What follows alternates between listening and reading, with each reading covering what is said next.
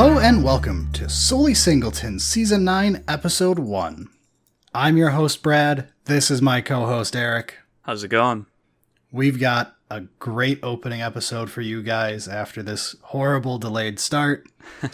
Yeah. We're going to be talking about a multi-card discussion / archetype discussion for Birthing Pod and Birthing Pod decks. Basically, Birthing Pod, the other versions of Birthing Pod, how to play them, how to draft them, and decks that end up using them. It's a little hard to classify this episode as either multi-card discussion or archetype discussion.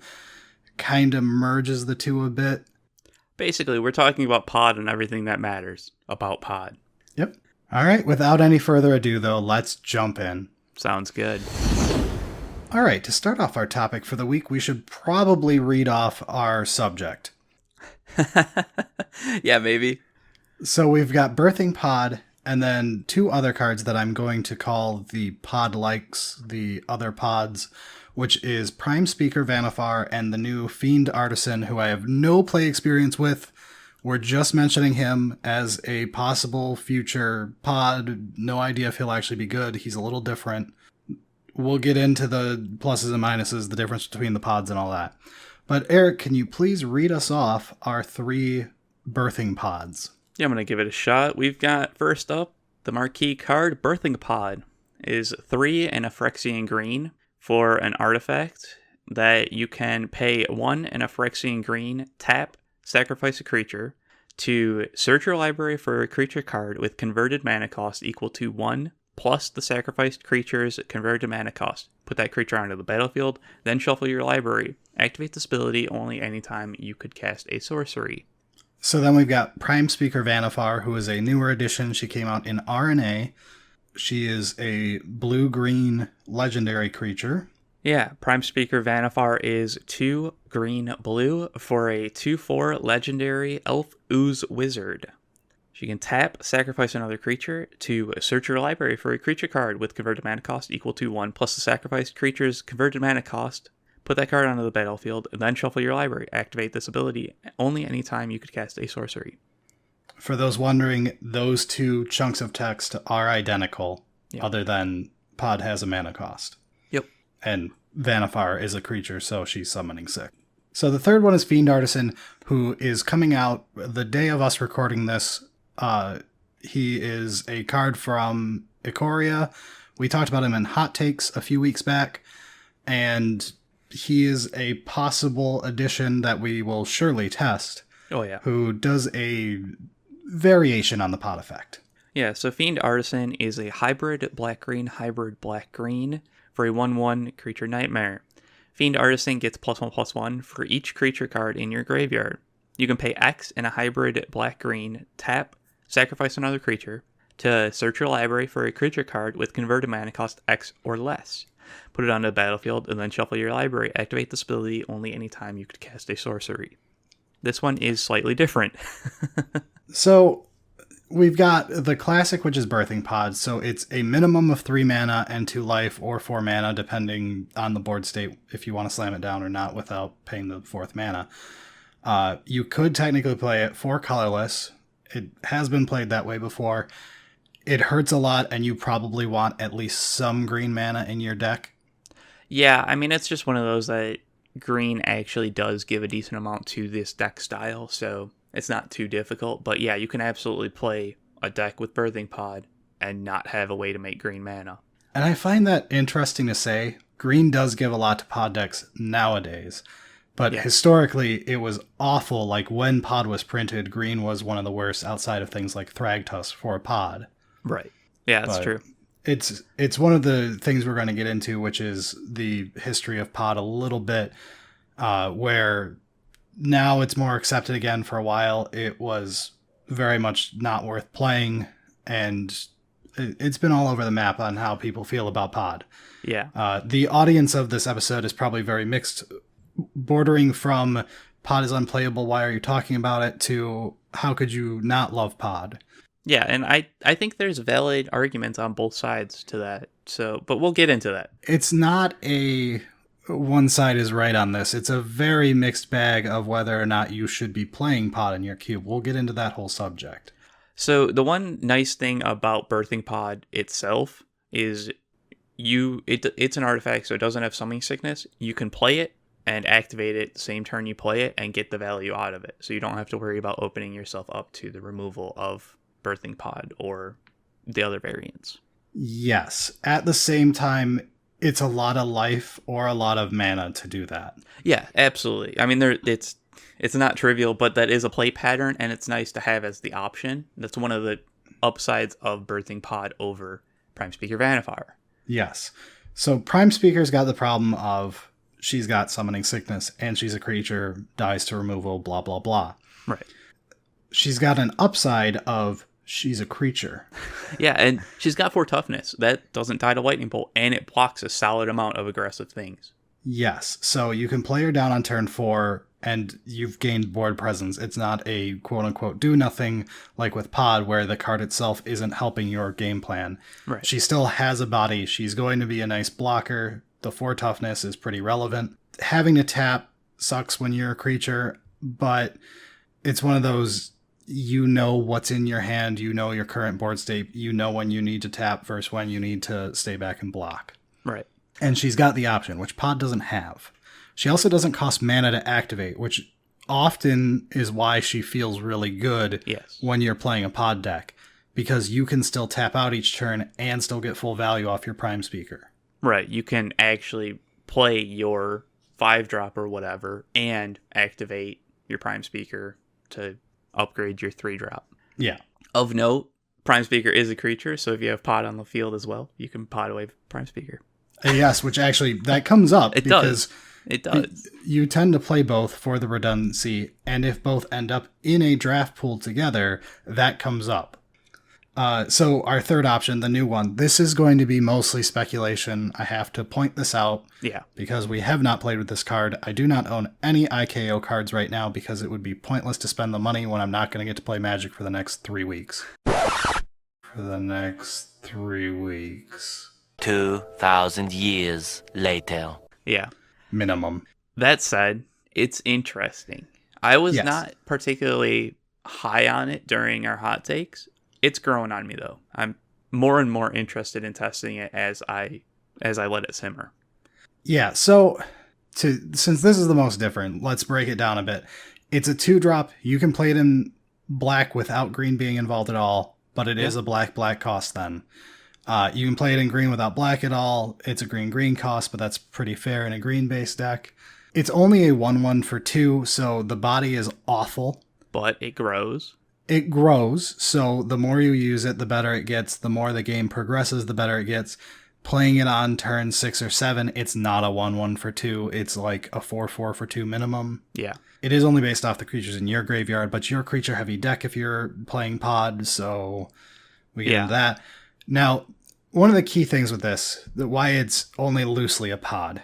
1, it costs mana for what you're getting, meaning it costs 6 mana to go fetch up Thragtusk. Pod costs 1 to 2, Vannifar costs 0. Right. Which we just said, Vannifar is great because you don't have to pay that mana. But this may accent them very well in that deck, because this means you can skip from your token to your 6-drop if you've got the mana in late game. And so, at sometimes you're out of 5-drops, but you need a 6-drop. Yes, and Pod, of course, can only go +1, meaning you have to chain up. If your chain breaks at any point, you're stuck at that mana cost. You can't fetch anything. Right. So this lets you get around stuff like that. So, is it exactly the same as Pod? No. Is it the same power level? Yet to be determined. Yeah, no idea. But it probably accents it very well. At a certain point, we'll start talking about, what style of Pod decks you have. One of the ones that I've always wanted to put together but haven't actually succeeded yet is the Aristocrats Pod deck. I'm very excited about Fiend Artisan in that deck. Yeah, where you play something more like a Jund deck. Yeah. And you play your Blood Artists and stuff like that in the deck. You're playing recursive black creatures. You know the drill. Yeah. But you accent it with Pod so that you can always play these very aggressive, very reliable lines. It's not something I've personally seen. I have heard other people tell me that the deck is good and I should try it. I'm not really our pod drafter for the most part. I've tried it before. I've enjoyed it. I really like bug mid-range decks with pod. Yeah. So this could work very well in things like that Jundi pod deck. Something like a Rock or Abzan value deck. Yeah. That's just playing the pods for value, which is a good way to play pod too. We're going to talk about that specifically. I think that's one of the things is like Fiend Artisan, when I originally looked at it, I was comparing it to pod, like what my expected pod decks are, and I wasn't thrilled. It seemed fine, but I think it acts as pod but slightly different, and I think that that's pretty exciting. So we'll see. We have no idea. We haven't tested with it, so whatever. So then we've got the second category here, which we're going to take a minute to talk about, which is the one-time pod variants, the sorcery version of the pod variant. Right, because pod and all these other three, you can use it as many times as you want. Yeah. So these are two that are very much pod, and then the third one's a little loose, but we'll talk about why we're bringing it up. So they are Eldritch Evolution, Neoform, and Natural Order. Give us a second on that one. It'll make sense on why we're bringing it up. So, Eric, read us off the three cards, I suppose. Eldritch Evolution is 1 green for a sorcery. As an additional cost to cast Eldritch Evolution, sacrifice a creature. Search your library for a creature card with converted mana cost X or less, where X is 2 plus the sacrifice creature's converted mana cost. Put that card onto the battlefield and then shuffle your library. Exile Eldritch Evolution. Neoform is green and a blue for a sorcery. As an additional cost to cast the spell, sacrifice a creature. Search your library for a creature card with converted mana cost equal to 1 plus the sacrifice creature's converted mana cost. Put that card onto the battlefield with an additional +1/+1 counter on it, then shuffle your library. And Natural Order is 2 green for a sorcery. As an additional cost to cast Natural Order, sacrifice a green creature. Search your library for a green creature card and put it onto the battlefield, then shuffle your library. Okay, so let's ignore Natural Order for a minute and talk about the other two. Yeah. These cards, I have specifically played Eldritch Evolution and I believe Neoform to just be worse than it outside of modern combo decks. Eldritch Evolution, we have played. The problem comes down to it's a whole card plus sacrificing a creature plus 3 mana. And that cost makes it way too narrow for when the payoff is worth it outside of things like combo decks that are fetching up creatures. Right. At which point this is Demonic Tutor 17. You're not playing this for value in that deck. You're playing it as I would take the shittiest Demonic Tutor in the world if it says win the game. Yeah, essentially. The fact that it skips 2 is nice. And it can go down. Yeah, that's true. The or less is a nice fail case, especially when you don't remember what's actually in your deck. Yeah, I like Eldritch Evolution in every way, except it's not enough for it to be the card like that. It's one of those weird, I don't know how to fix it things. I think Exile Eldritch Evolution is awkwardly bad for this card. Like, I'm aware it was done on purpose because they didn't want things. Yeah, they didn't want things getting out of hand and constructed. But the fact that you can't value grab it from the yard later to do it a second time ever, like it's not an option whatsoever for the card. Not saying you would do it reliably, but that kicks it a little bit. I think I would like this card if it had the Green Sun text where it shuffles back in. That is a good, interesting line. But because it's one of those like you're saying, you know, this is a non-creature in your pod deck that needs to be creature heavy. This only happens once. It's also a card and it's in your deck. Like, you know, there's opportunity cost for every card in your deck. And unless you're just winning with it because of a combo, we've found that opportunity cost isn't worth it. Yeah, there's a lot of ways where we could tweak this card a bit to try to make it get there. But the point is, as it stands, it doesn't. Yeah. Neoform being worse than it isn't really worth mentioning. Again, the problem is card plus mana plus sacking a creature, not worth the payoff of fetching a slightly bigger creature outside of combo. Yeah, right. And like the fact that it's 2 mana instead of 3 mana doesn't change the fact that the card itself isn't doing enough. So why we want to talk about Natural Order is because you may, when you're reading these two cards, think of Natural Order because, hey, it's another sorcery that as an additional cost, I have to sacrifice a creature. The big difference that everyone in the room knows is Natural Order lets you skip the curve entirely and get the biggest thing you got. Yeah. Or your combo piece, whatever, if it's green. Natural Order isn't the same, even if it looks a lot like these effects. The skipping the entire curve, having your Llanowar Elf on turn 3 become Carnage Tyrant is way different than turning Llanowar Elf into Rex Sage.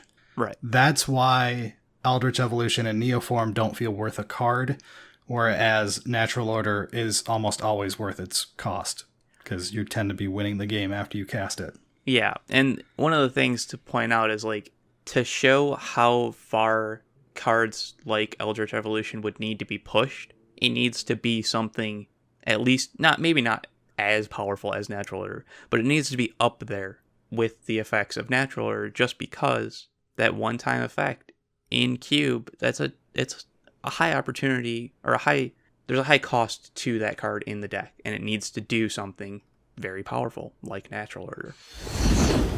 Okay, but now that we know what we're talking about here, let's get into actually drafting and playing with Pod, how to get value out of Pod, things that go well with it, how to build a Pod deck, and discuss the entire topic as a whole. So for those of you who have remembered Pod or haven't, what kind of expectations should we have for a Cube Pod deck compared to where they may have seen it before? Pod in constructed format, specifically the modern Pod deck that most people are familiar with, was a very different deck than what you'll be building in Cube usually. We'll get into the specifics of the different styles of Pod deck, but for the most part, Cube is a singleton format. You're probably not statistically playing creature combos, which we are now. We're increasing the amount of things like persist combo, things in green, white, red and black sort of a little bit, but mostly green and white to give them a more creature combo oriented focus, something that isn't common right now. So we're going to avoid that discussion and talk about it in the typical Cube list. So the Pod deck that you've probably seen before, or maybe you haven't, but you've probably at least heard of it. Yes, or had other people analyze Pod based off of it. It plays a lot like Food Chain does in Legacy, which is a deck that I've played a lot of. Here's this one deck, and we're comparing it to this more obscure deck. But so Yeah.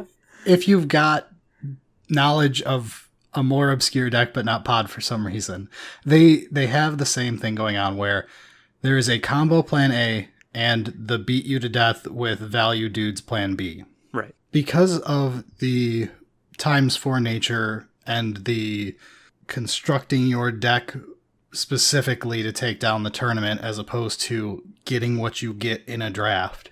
Right, there's a meta game that you have to put in. You have to put thought in versus the tournament. Yes.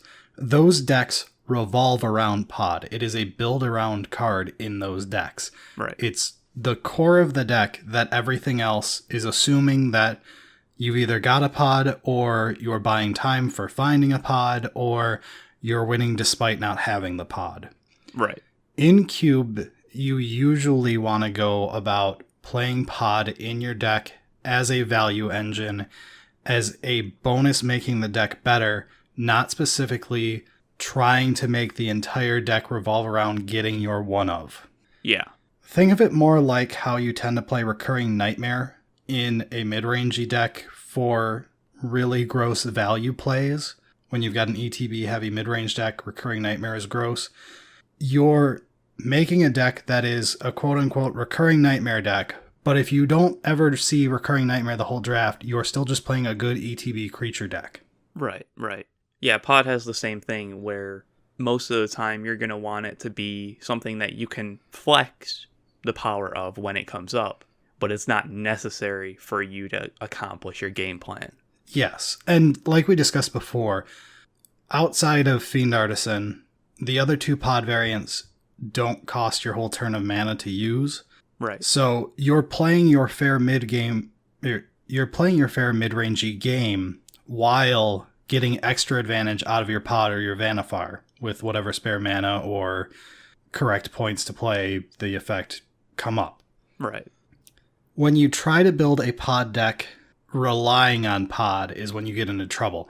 This is where people do things like play a 4-5 even color pod deck, but only really have the mana base for a 2 to 3 color deck. Yeah. If you can't cast the cards, don't rely on pod to get them into play. It's not like Modern's version of it, or in a way the old standard version, sort of. It's not going to be your easy way to get things that you couldn't normally cast. You're not going from a blue guy into a red guy. Yeah, I mean, you technically can do that. It just won't work out well. Yes, you'll lose games of Magic because you did that. And that's, like you said, we've way back, 2012. That's how we were playing pod, essentially. We were playing 4-color decks, trying to, build around pod. It didn't work. There were more problems with it back then, too. Things like we said, historically, green was awful in pod decks when we played pod. Right. Yeah, you played pod despite its color. It was like pod, a couple birds, and maybe one ETB creature that I don't know which one off the top of my head. And then you were trying to play 2 other colors that were your real deck. Yeah. That just, you were also playing some green. Yeah. Nowadays, pod decks, actually, with us at least, tend to stay in the green spectrum for the most part, and then you branch into your other colors, because green creatures are good now. Yeah. So yeah, the problem with pod tends to be people think of it like the modern deck or constructed variants of it, whatever one they've seen before. They attempt to do that in cube, fail miserably, and then you get a whiplash undervaluation from it where now you hate pod and you're like, this card's worthless in cube. Holy crap, why are we playing it? You cut it, and then time goes on. Maybe you hear this episode, hopefully, and you reevaluate it and go, maybe if you play it differently, it's worth it. And I'm not going to say that pod is the be-all end-all greatest. No. When you play it. It has its troubles. So let's talk about the risk versus reward of pod. Pod has a very high complexity added to the draft the second you start drafting pod. Yeah. Now you're thinking about holes in your curve that you may not care about normally. You don't care that you only have 2 3-drop creatures in your curve or 2 4-drop creatures in your curve in a normal mid-range deck if you've got 4 4-drop planeswalkers. Right. Suddenly that matters a lot with pod when you go, oh crap, I don't have a 5-drop creature. I've got 2 5-drop planeswalkers, but I have no way to get to my 6-drop. Yeah, that does make the complexity during the draft quite difficult, because you do have to remember how many creatures you have at every point in your curve and evaluate what you need based on that while the draft is going on. And it's not a change in what you're focusing on to that. This is on top of the fact that you're still trying to draft a mid-range deck, go, okay, I need this removal piece, okay, this is a great creature compared to this other one, but this other one now matters because its CMC is one that I need more than I need this other CMC. It's adding complexity, not replacing it, which is the key part here. Right, and you still, like we said, that 4-color deck with pod that you can't cast creatures, that doesn't really work. So that means you still have to evaluate your mana fixing, your land base. It's all still there. So it increases complexity during the draft, and then construction has an increase in complexity when you're going, okay, I don't want more than blank non-creatures. I want to make sure I've got X ways to get up my curve, make sure that my creatures aren't terrible non-bows with pod that want to stay in play all day. I want to gain value. What kind of silver bullets can I play? Yes. So you get a lot of complexity in the deck construction then. Yeah. And the payoff, I'm not going to lie, is pretty mediocre. You're getting extra value. You have to play a whole card to start grinding value using your other cards still. Right. So it's a value engine in the end is what you're getting out of all that complexity. So it comes down to you have to want the complexity. It has to not be a downside for you. Yes. And this is something that may be alien to certain people. Most cube owners don't feel this way because obviously you like building a cube. It's the ultimate puzzle. But for people in the draft, if you've got drafters who love a deep, hard deck to play, they want something that pressures them for the entire 3 to 5 hours that you guys are cubing that day. Add it in there for them. Yeah. This is something where your group has to want to play the pod deck. You can't just force this on people who don't want to play a deck like this. Yeah, absolutely. This is the kind of deck that I love drafting once I've gotten bored with whatever else I've decided I want to draft. You know, I've played aggro 3 games in a row or something like that, and I just want to make it complex just because I want complexity. And, you know, it does have a payoff. It's not high, but there is a payoff to the complexity added. You're not just doing it for no reason. It just adds that extra bit of fun to it as another option to do. Yes. So on top of the other things we've talked about, for the price of playing pod, try saying that 5 times fast. Yeah, that was pretty good. Try saying it 1 time slow 5 times to get it right. But anyway, the other price that you're paying is, once you've built your deck, it is probably correct to take a picture of it and then use it as a reference, or write it down as a list if you've played with anal people who don't allow phones for reference or whatever. Right. But the point is, make some type of reference sheet for what's in your deck. Because when it comes down to it, with real pod decks in Constructed, it takes weeks of practice to not lose games that you could have won because you just forgot that you had an option in your deck. Yeah, that's another reason why pod decks in Cube aren't like Constructed. Your Constructed decks, you've played them. You've, gone up against matches. You know what to expect. You know what, pod target goes into another pod target against that specific opponent that you're playing.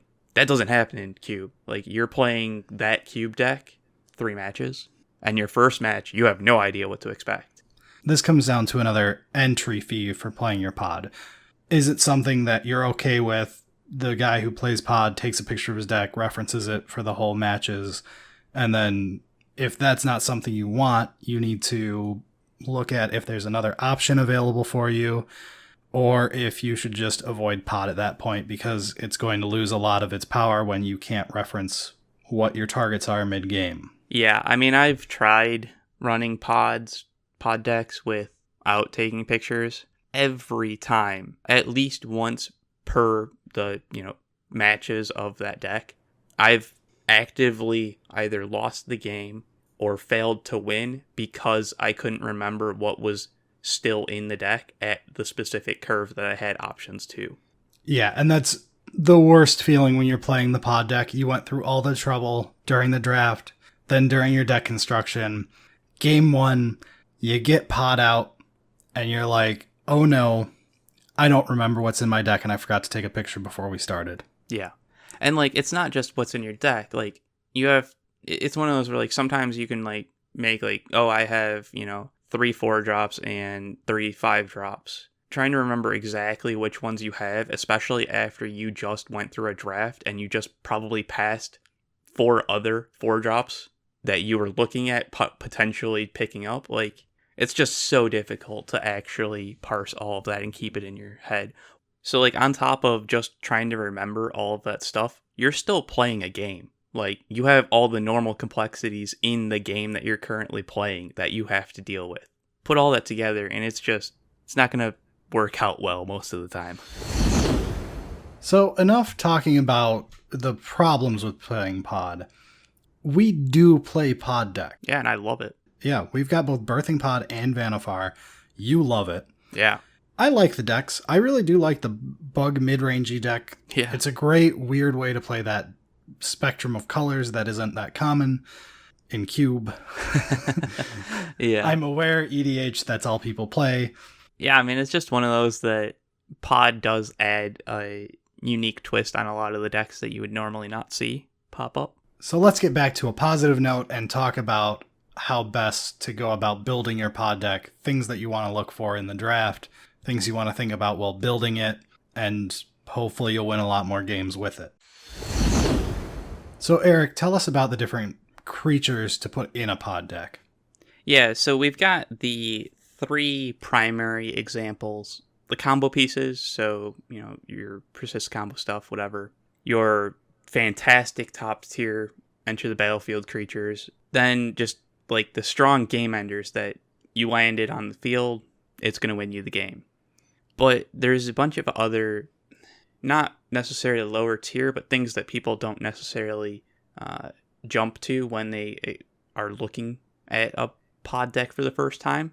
These are creatures that gain value in dying. Because pod is sacrificing creatures, the actual death trigger does matter, and it can be utilized. You can also take advantage of the fact that because you've got creatures dying, you can have other effects that utilize that death trigger. Flicker cards actually work fantastic in these pod decks because you're looking at the ETB and the dice triggers. So adding some flicker just synergizes really well. The other thing is your silver bullet cards. These are the sideboard tech cards that aren't necessarily top tier, Rexage or whatever, but the lower tier ones actually gain a lot of value because you're able to have such a strong advantage of tutoring them. And then you can just have cards that take advantage and utilize being in the graveyard. So, for examples of these, like, combo pieces are going to be the obvious ones. You've got Kiki-Jiki combo pieces with Pestermite, Splinter, Twin stuff, the things you're used to seeing there. The Persist combo creatures, which is... your Melira pod type stuff from... Yeah, the things that you've seen in the modern version of the deck. Yeah, Spike Feeder also sort of works as well. Yeah, the newer versions would run... the one that we actually play in Cube, which is the white 2-drop instead of Melira, who's terrible. Yeah. Anafenza. No, the other one, the new one. Oh, Vizier? Vizier. Yeah. So things like that, or things like Viscera Seer to sack those, all of those options are under the combo piece category. The top tier ETBs is the classic ones you've seen before. Things like Wall of Omens to get a card draw, things like your Palace Jailer, your Chupacabras, your Hostage Takers to get rid of their stuff, Mana Wars to bounce things, Dream Eater for just all the value in the world, Watcher for Tomorrow as a new big hitter. We'll be talking about that this season when we get to MH1. Oh boy. Yeah. Then you've got your strong game enders. These are the ones that the ETB is not that important on this. It's here because this is how you're going to kill them. This is things like Grave Titan, Wormcoil Engine, Emissary of Grudges, Consecrated Sphinx, Angel of Intervention, Thrun falls in here. Yeah, I mean, these don't necessarily have to have enter or leaves triggers. They can just be the game winners.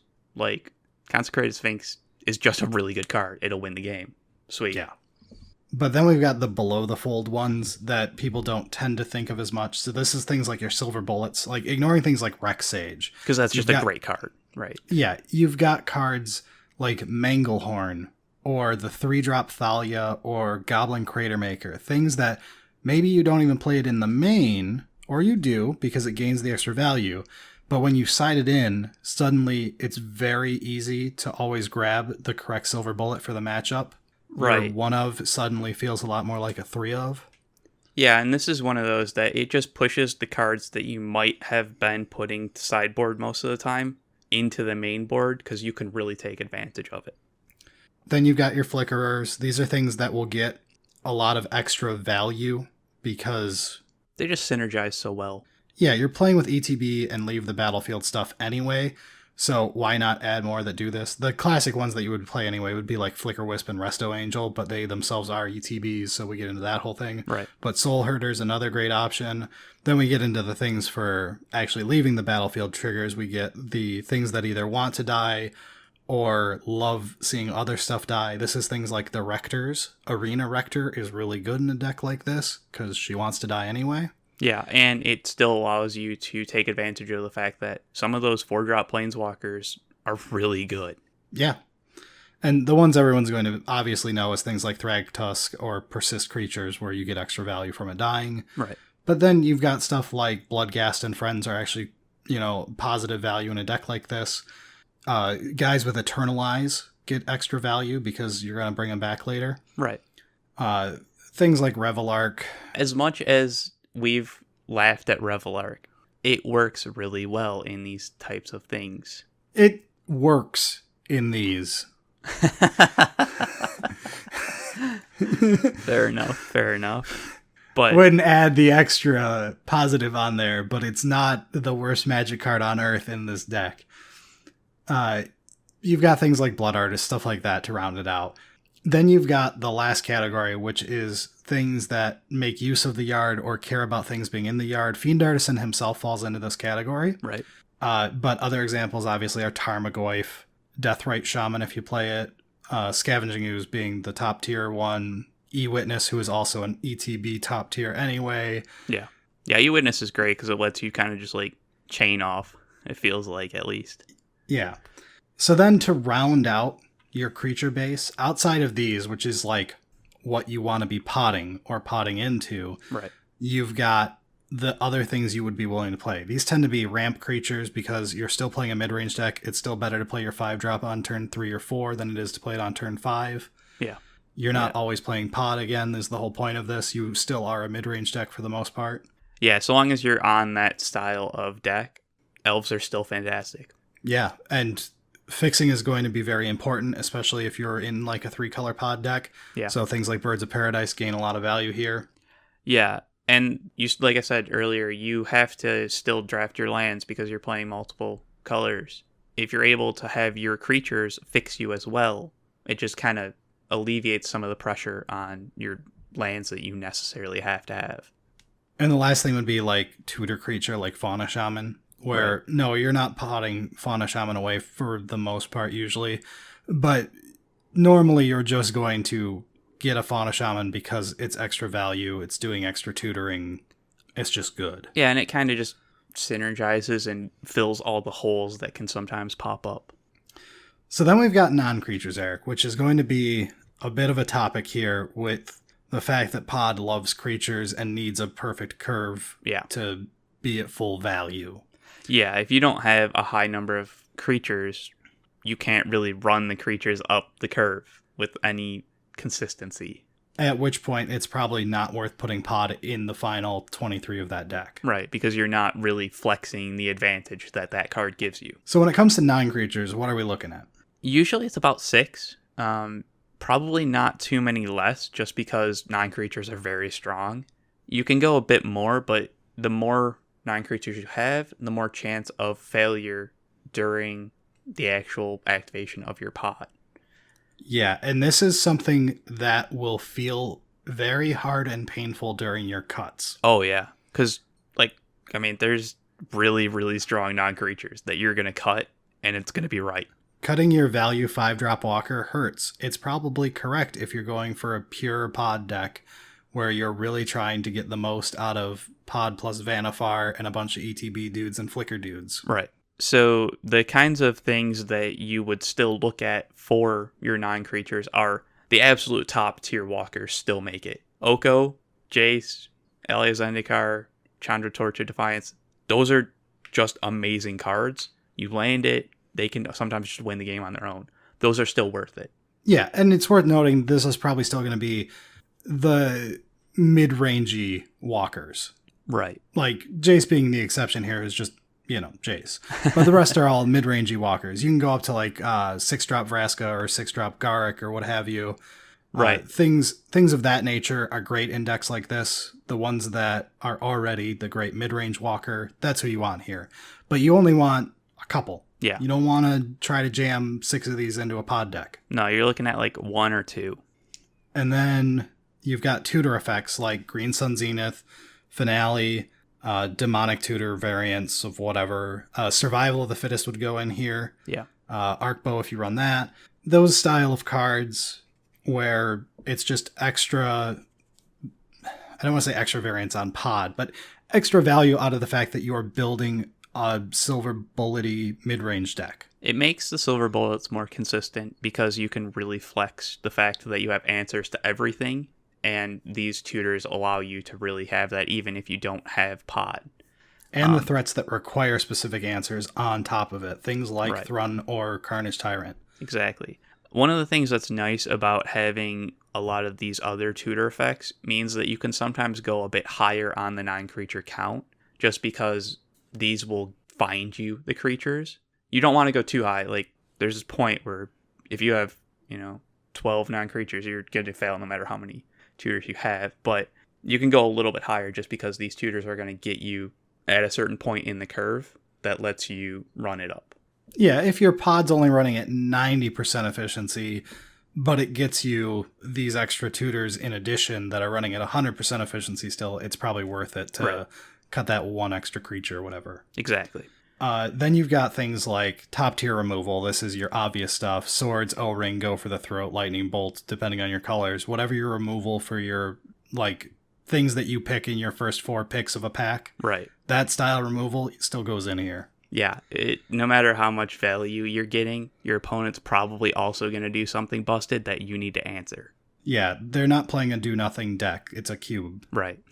Another thing that can work pretty well in the non-creature section is the top-tier equipment. You're playing a lot of creatures. If you have a Jit, a Sword of X and Y, Heirloom Blade, Grafted Warrior is also pretty solid. You're going to have a bunch of creatures to put it on and really take advantage of it. You don't want too many. 1, 2, again, there's only so many, but you're going to have the creatures to take advantage of it. Yeah, then there's just the general catch-alls that are hard to classify. Things like Recurring Nightmare, which works really well in a pod deck. Things like Utopia Sprawl, where, it's not a creature, but it's a 1-drop, 5-color fixing mana ramp that can't get bolted or doombladed. Things of that nature are probably still worth making those final couple of non-lands. Yeah, similarly, some of the card draw type stuff, maybe Fact or Fiction, the good ones of those are still also going to be pretty nice to have. Dig Through Time, which you could argue is just a card that cares about graveyard use. Yeah, that's fair as well. But that about wraps up how to put together a pod deck, and then it's up to you to learn how to play one. I can't really walk you through that without doing a bunch of watch people play pod decks, talk to people who play pod decks about various lines to remember. Yeah, this one's a bit more difficult than just a red deck wins. Cool. I can tell you how to play that. Turn your creatures sideways. But because there's so much tutor, there's so much that you can flex the silver bullets, pod decks actually they're difficult to play. They take experience to really know what you're doing. And that's honestly why I enjoy it so much, is because every time I play it, it's slightly different and I learn another thing about pod, or at least that variation that I had of it. Yeah, that about wraps it up then. So let's hit our outro. Sounds good.